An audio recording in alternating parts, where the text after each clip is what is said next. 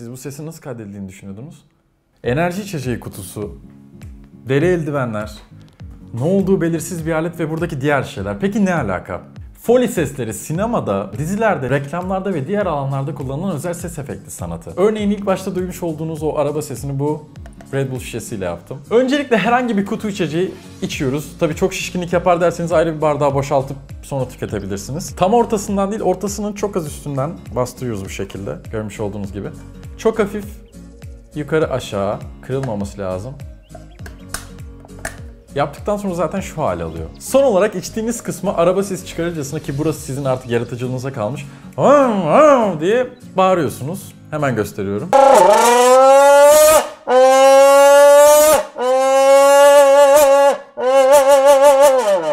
Şimdi ise korku ve gerilim filmlerinde içimizi ürperten, tüylerimizi diken diken eden o ses vardır ya. O sesi buldum. Bu aletle yapılıyor.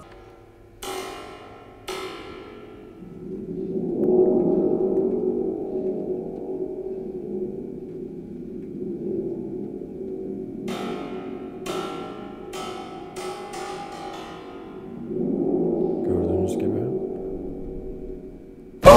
diye mesela yapsam korkar mı acaba? Gelelim Magnum'un çikolatasının çıtır sesine. Çok tartışıldı bu, fakat umarım bunu da gerçek zannetmediniz. Magnum'un sesi aslında bir salatalık mucizesi. Yani bildiğiniz hıyar.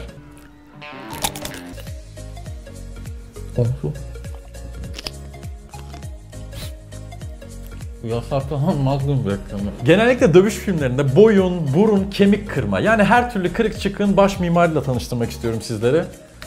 Marul. Evet. Kıracağımız kemiğin kalınlığına göre yaprak koparmamız gerekiyor. Yeterli. Şimdi birkaç kemik kıracağım. Tamam mı? Birkaç kemik daha kıralım, hoşuma gitti. Bak şöyle yaptığımda sanki kendime yapıyor gibi oluyor. Hakikaten boynum çıtladı. Boynum çıtladı cidden. Deri eldivenler sizce ne için kullanılıyor?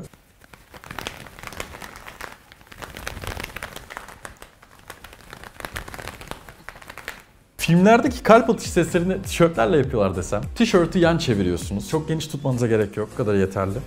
Sağa sola aynı anda çekiştiriyorsunuz. Filmlerde görüyorsunuz kamp ateşi, etrafında arkadaşlar birbirlerine ilginç hikayeler anlatırlar. Değil mi?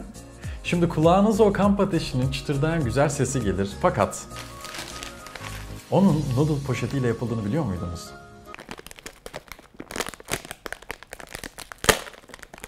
Odun çıtlamasını duydunuz mu?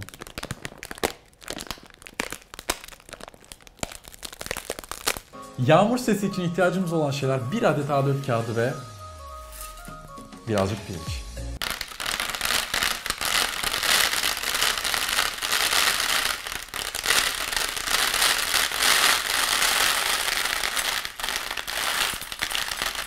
Yani diyeceğim şu ki bundan sonra bir film izlerken gördüğünüz ve duyduğunuz şeylere hemen inanmayın.